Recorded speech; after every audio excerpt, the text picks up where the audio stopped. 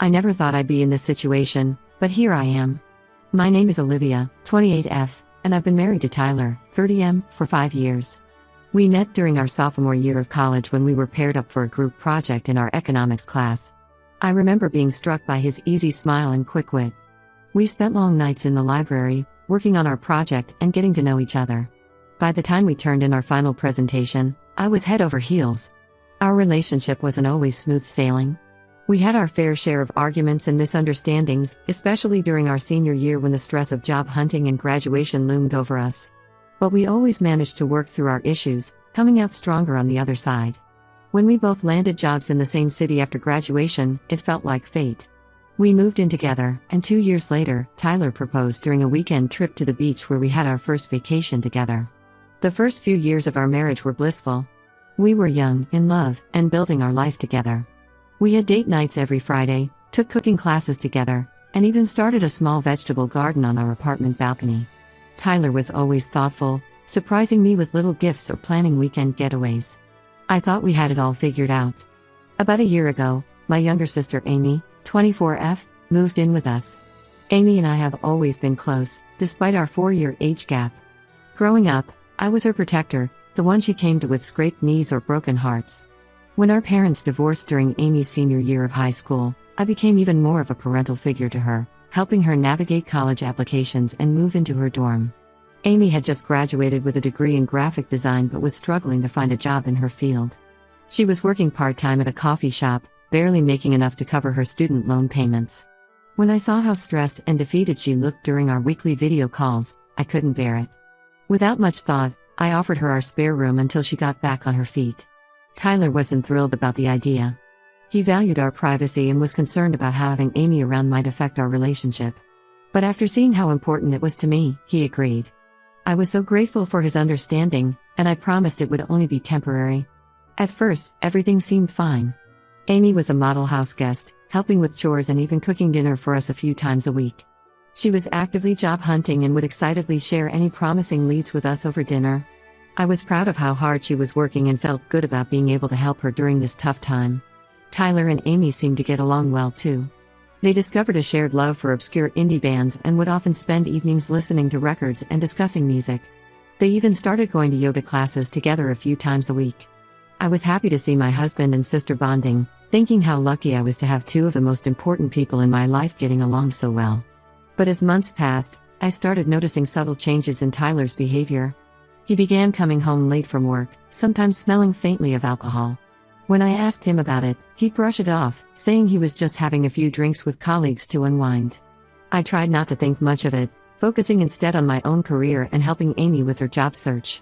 I had my own stresses to deal with at work. I'd recently taken on a big project that required long hours and lots of travel. There were weeks when Tyler and I barely saw each other, just passing like ships in the night. I felt guilty about neglecting our relationship, but I thought we were strong enough to weather this temporary rough patch. Last week was our 5th wedding anniversary. Tyler had been acting strange for days leading up to it, but I assumed he was planning a surprise. On the day of our anniversary, I managed to leave work early, excited to spend the evening with my husband. As I walked into our apartment, I heard muffled voices coming from our bedroom. My heart racing, I quietly made my way to the door. What I heard next shattered my world. It was Tyler and Amy, talking in hushed tones. Amy was saying, "We can't keep doing this, Tyler. It's wrong. She's my sister, your wife." Tyler replied, "I know, but I can't help how I feel about you. We'll figure something out." I couldn't believe what I was hearing. My husband and my sister? How long had this been going on? I felt sick to my stomach, memories of the past few months flashing through my mind. All those late nights at work, the yoga sessions, the hushed conversations that stopped when I entered the room, it all made a horrifying kind of sense now. Without thinking, I burst into the room. The looks on their faces confirmed my worst fears. Tyler jumped up, stammering, "Olivia, it's not what you think." Amy just sat there, her face pale with shock. I noticed her shirt was unbuttoned, Tyler's hair was messed up. The evidence was undeniable. I don't remember much of what happened next. There was a lot of shouting, crying, and accusations. I demanded answers, but their explanations were just excuses. They claimed it had only been going on for a few months, that they never meant for it to happen. But how could I believe anything they said? I left the apartment that night, grabbing whatever clothes I could stuff into a bag. I called my best friend, Emma, sobbing so hard she could barely understand me. She immediately told me to come over, no questions asked. I've been staying with her for a week now, trying to process everything. Tyler has been calling and texting nonstop, begging for forgiveness. His messages swing wildly between apologizing profusely and blaming me for being distant lately. Amy sent me a long email, explaining how sorry she was and how she'd move out immediately. She said she never meant to hurt me, that it just happened. But I don't know if I can ever forgive either of them. I feel so betrayed, not just by Tyler, but by Amy too. She was my little sister, the person I'd always protected and looked out for. I remembered all the times I'd defended her to our parents, how I'd helped her move into her college dorm, how I'd stayed up late helping her with her resume. And this is how she repaid me? And Tyler, the man I thought I'd spend the rest of my life with, how could he do this to me? I thought back to our wedding day, how he teared up as he recited his vows, promising to love and cherish me forever. Was it all a lie? How long had he been attracted to Amy? Was I just a placeholder until something better came along? I'm lost and don't know what to do. Part of me wants to try and salvage my marriage, thinking maybe we could work through this. We've been through tough times before, though nothing like this. But another part of me knows I'll never be able to trust Tyler again. How could I ever look at him without wondering if he's thinking about my sister? And as for Amy, I can't even bear to think about her right now. The betrayal feels even deeper coming from her. She was family, the person I trusted most in the world after Tyler. Now I feel like I've lost them both. I've always been the strong one in my family, the one everyone else relied on. When our parents divorced, I was the one who held it together, comforting Amy and mediating between our parents. But now, I feel weak and vulnerable. I'm scared of what the future holds. Will I ever be able to trust anyone again? How do I move forward from this? I know I need to make a decision soon. Do I try to work things out with Tyler? Do I file for divorce? And what about Amy? Can I ever have a relationship with my sister again after this betrayal? The thought of family gatherings in the future makes me feel sick. How can I face our parents and explain what happened? My friends have been supportive, offering advice and shoulders to cry on. But they're all as shocked as I am, unsure of how to help. Emma has suggested I see a therapist, but the thought of rehashing this story to a stranger feels overwhelming right now. Work has been a welcome distraction, but I know I can't hide there forever. My boss has noticed something's wrong and has been understanding, but I know I'll have to face reality soon. Any advice would be appreciated. I feel so alone right now and could use some outside perspective. Has anyone else been through something similar? How did you cope? How did you move forward? Thank you for reading this long post. Writing it all out has been cathartic in a way, but it's also made everything feel so much more real. I guess I'm just looking for some support and guidance as I navigate this nightmare. Update 1, it's been 3 months since my last post, and I wanted to give an update on my situation. First, I want to thank everyone who commented and sent messages of support. Your words meant more to me than you could know during that dark time. After much soul-searching and several painful conversations with both Tyler and Amy, I've made some decisions. I filed for divorce from Tyler. As much as it hurts, I know I could never trust him again, and without trust, there's no foundation for a marriage. The betrayal was too deep, the wound too raw to heal. The decision wasn't easy. Tyler and I had one last long talk at a neutral location, a park where we used to have picnics in the early days of our relationship. He cried, begged for another chance, swore he'd do anything to make it right. For a moment, looking at him in the same spot where he'd once proposed, I almost wavered. But then I remembered the look on his face when I caught him with Amy, and I knew there was no going back. The divorce proceedings have been difficult.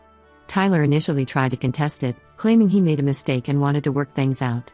He even suggested couples therapy, but I couldn't imagine sitting in a room with him and a therapist, rehashing the betrayal over and over. I told him that his actions had consequences, and this was one of them. Eventually, he agreed to an uncontested divorce, which should be finalized in a few months.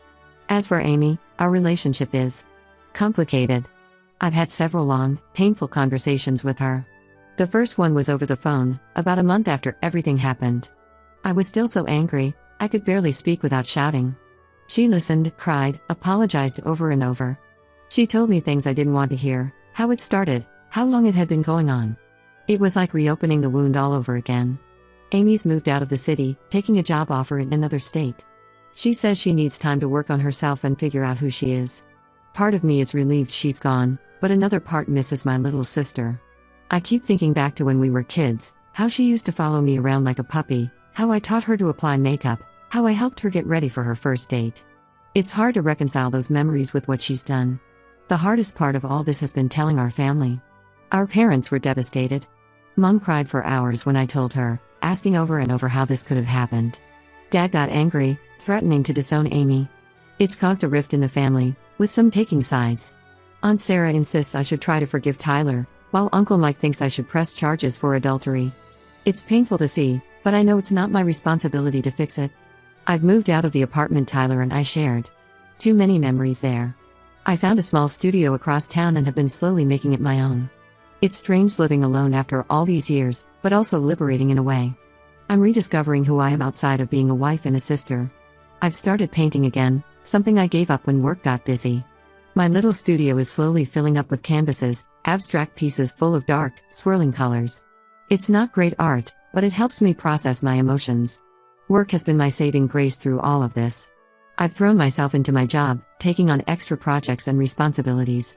My boss has been understanding, giving me flexibility when I need it for lawyer appointments or therapy sessions. I've even been considered for a promotion, which is both exciting and terrifying. Part of me wonders if I'm ready for more responsibility when my personal life is such a mess. Yes, I've started therapy. It was hard at first, admitting I needed help, but it's been incredibly beneficial. My therapist has been helping me work through my feelings of betrayal and anger, and helping me build my self-esteem back up. We've been exploring why I always felt the need to be the strong one in my family, and how that might have affected my relationships. I've also started reconnecting with old friends, people I had drifted away from during my marriage. Their support has been invaluable. We've had movie nights, gone for hikes, and just spent time talking. It's reminded me that there are still good people in the world, people I can trust. Last weekend, my college roommate Sarah visited. We stayed up all night, drinking wine and reminiscing about simpler times. It felt good to laugh again. There are still hard days. Days when I wake up and for a split second forget everything that's happened. Days when I see a happy couple on the street and feel a pang of what I've lost. Days when a song comes on the radio that Tyler and I used to dance to, and I have to pull over because I'm crying too hard to drive. But those days are becoming fewer and farther between. I'm not ready to think about dating again. The thought of trusting someone enough to be in a relationship seems impossible right now. A guy at work asked me out for coffee last week, and I nearly had a panic attack. My therapist says that's normal, that I need time to heal before I can open myself up again. For now, I'm focusing on my friendships and rebuilding my relationship with myself. As for the future, I'm trying to take it one day at a time. I'm learning to be okay with not having all the answers. I'm learning that it's okay to be angry, to be sad, to be confused. I'm learning that healing isn't linear, and that's okay too. For now, I'm focusing on healing, on rebuilding my life on my own terms. It's not the life I had planned, but I'm determined to make it a good one. Thank you again for all your support. It means more than you know. Update 2. It's been a year since my world turned upside down, and I wanted to share another update. So much has changed, and yet in some ways, I feel like I'm still processing everything that happened. The divorce was finalized 6 months ago. It was a strange feeling, signing those papers. Part of me felt relieved, like I was finally closing a painful chapter of my life. Another part felt sad, mourning the future I thought I'd have. But mostly, I felt free. The day after the divorce was final, I went skydiving. It was terrifying and exhilarating, and as I floated back to Earth, I felt like I could breathe again for the first time in months. Tyler moved out of state shortly after the divorce was final. Last I heard, he was living with his parents and trying to find himself. I wish I could say I don't care, but sometimes I still find myself wondering about him. Not because I want him back, that ship has long sailed, but because I'm trying to understand how someone I thought I knew so well could betray me so deeply. My therapist says this is normal, that closure doesn't always come in the form we expect. As for Amy, our relationship is still strained. We've had a few phone calls, mostly on holidays or birthdays. It's awkward and painful, but we're trying. She's still in therapy, working through her own issues. She's apologized countless times, but I'm not sure I'm ready to forgive her yet. Maybe someday, but not now. Last month, she sent me a letter. In it, she explained more about what was going on in her life when everything happened. She talked about feeling lost after college, about struggling with depression and alcohol abuse. It doesn't excuse what she did, but it helps me understand a little better. On a brighter note, my career has taken off. All that extra work I threw myself into paid off. I got a big promotion 3 months ago. I'm now leading my own team on a major project. It's challenging and sometimes stressful, but I love it. It's given me a sense of purpose and accomplishment that I really needed. Last week, I gave a presentation to the company's board of directors. As I stood there, confidently explaining our strategy, I realized how far I've come from the broken person I was a year ago. I've also started dating again, which has been interesting. My first few attempts were disasters. There was the guy who spent the entire date talking about his ex, the one who asked if I was damaged goods because of my divorce, and the one who I'm pretty sure was just looking for a free meal. I was so scared of being hurt again that I kept everyone at arm's length. But after some more therapy and a lot of self-reflection, I've started to open up more. There's one guy, Alex, 32M, who I've been seeing for about 2 months now. We met at a local art gallery opening. He's an architect with a passion for abstract expressionism. He's kind, funny, and patient. He knows about my past and understands when I need to take things slow. It's too early to say where it's going, but for the first time in a long time, I'm excited about the possibility of a future with someone. Last weekend, he surprised me with a picnic in the park. As we sat there, laughing and talking, I realized I hadn't thought about Tyler or Amy all day. It felt like progress. I've made some new friends too. I joined a local book club and a hiking group. It's been great to meet people who don't know me as the girl whose husband cheated with her sister. They just know me as Olivia, and that's refreshing. Last month, we did a challenging 10-mile hike. As I stood at the summit, looking out over the valley, I felt a sense of accomplishment and peace that I hadn't experienced in a long time. My relationship with my parents has improved. They've been supportive throughout this whole ordeal, and we've grown closer because of it. Mom and I have weekly video calls now, where we cook the same recipe together. It's become a ritual I look forward to. Dad has been making an effort to be more emotionally available. He even attended a therapy session with me to work on our communication. They're coming to visit next month, and I'm looking forward to showing them around my new city. There are still tough days. Anniversaries are hard, my wedding anniversary, the day I found out about the affair. But I'm learning to cope with those feelings instead of letting them overwhelm me. On my would-have-been 6th wedding anniversary, instead of wallowing, I volunteered at a local animal shelter. Spending the day cuddling puppies and kittens was far better than any pity party I could have thrown myself. I'm not the same person I was a year ago. I'm stronger now, more independent. I've learned that I can survive things I never thought I could. And while I wouldn't wish this experience on anyone, I can acknowledge that it shaped me into someone I'm proud to be. I'm more compassionate, more self-aware, and more appreciative of the good things in my life. Thank you all for your continued support.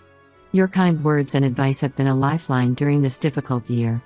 Here's to hoping the next year brings even more healing and happiness. Update 3. It's been 2 years since my original post, and I felt it was time for one last update. Life has a funny way of surprising you, and these past few months have certainly been full of surprises. First, the big news: Alex and I got engaged last month. It wasn't a grand, elaborate proposal, just a quiet moment at home, which was perfect for us. We were making dinner together, something we do often, and in the middle of chopping vegetables, he just turned to me and asked. It was simple, honest, and completely us. We're planning a small wedding for next spring. The thought of getting married again is both exciting and a little scary, but I know Alex is nothing like Tyler. We've built our relationship on honesty, trust, and open communication. Work continues to go well. I've settled into my new role and even mentored a few junior employees. It's fulfilling to be able to help others grow in their careers. Last quarter, my team's project exceeded all expectations, and we received special recognition from the CEO. It felt good to be acknowledged for my hard work, especially after everything I've been through. As for my family situation, there have been some developments.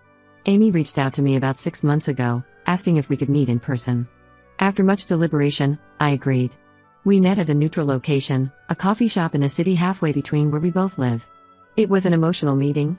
Amy has been sober for a year now, which I didn't even know she struggled with. She explained that her alcohol abuse had been a factor in her poor decisions, though she was quick to say it wasn't an excuse. She's been working hard in therapy and making amends to those she's hurt. We talked for hours, crying and laughing and remembering. It wasn't easy, but it felt like the first step towards healing our relationship. We're not back to where we were before, I don't think we ever will be, but we're building something new.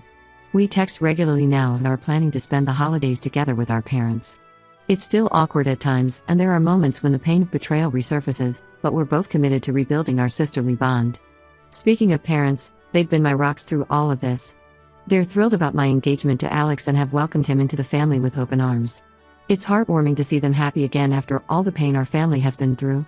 Mom has already started planning the wedding, and Dad has been giving Alex tips on how to handle the strong-willed women in our family. I haven't heard from Tyler in over a year, and honestly, I'm okay with that. Whatever happens in his life now is his business. I've let go of the anger I held towards him. It doesn't serve me anymore. Sometimes I still think about him, wondering if he's found peace or if he regrets his actions. But those thoughts no longer consume me. As I look back on the past 2 years, I'm amazed at how far I've come. There were days when I thought I'd never smile again, never trust again, never love again. But here I am, engaged to a wonderful man, successful in my career, and rebuilding relationships I thought were lost forever. My journey of healing continues. I still see my therapist, though less frequently now. I've learned to be kinder to myself, to set boundaries, and to prioritize my own well-being. I've also started volunteering at a support group for people going through divorces. It feels good to be able to help others who are where I was 2 years ago. To anyone out there going through something similar, please know that it does get better. It's not easy, and it doesn't happen overnight, but with time, support, and a lot of self-work, you can come out the other side stronger than ever. You are more resilient than you know. Thank you all for being part of my journey. Your support, advice, and kind words have meant the world to me. This will be my last update. It's time to close this chapter and focus on the bright future ahead. Wishing you all the best.